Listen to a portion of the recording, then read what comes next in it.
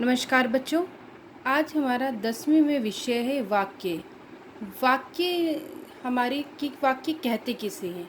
तो सबसे पहले हम इस पे बात करेंगे कि वाक्य किसे कहते हैं। वाक्य शब्दों के सार्थक व्याकरणिक समूह को वाक्य कहते हैं। जैसे राम अयोध्या के राजा हैं, यानी राम अयोध्या के राजा हैं, एक सार्थक समूह है।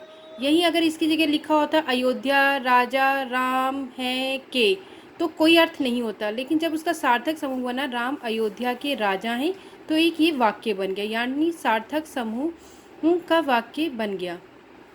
फिर उसके बाद में हम बात करते हैं वाक्य की अंग। तो वाक्य के दो अंग, एक उद्देश्य और एक विधेय।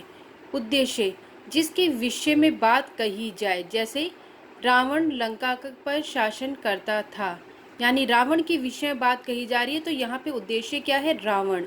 फिर उसके बाद में हम आते हैं विधेय पे। विधेय उद्देश्य के विषय में जो बात कही जाए उसे कहते हैं उद्देश्य। जैसे रावण लंका पर शासन करता था। अब रावण के बारे में बात कही गई है, लेकिन उसके बारे में क्या बात कही गई है? लंका पर शासन करता था, तो ये हो गया विधेय।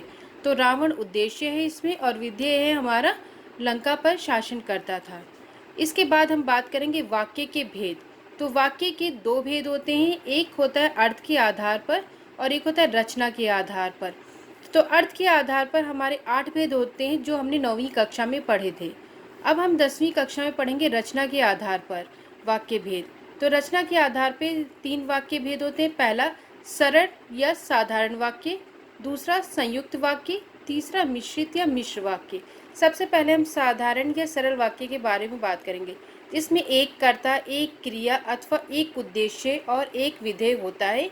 उसे हम क्या कहते हैं? साधारण या सरल वाक्य। जैसे किसान खेत में हल चलाता है, तो किसान के बारे में बात हो रही है, तो किसान यहाँ पे एक है, वो एक ही काम कर रहा है, तो यहाँ पे क्या हो गया?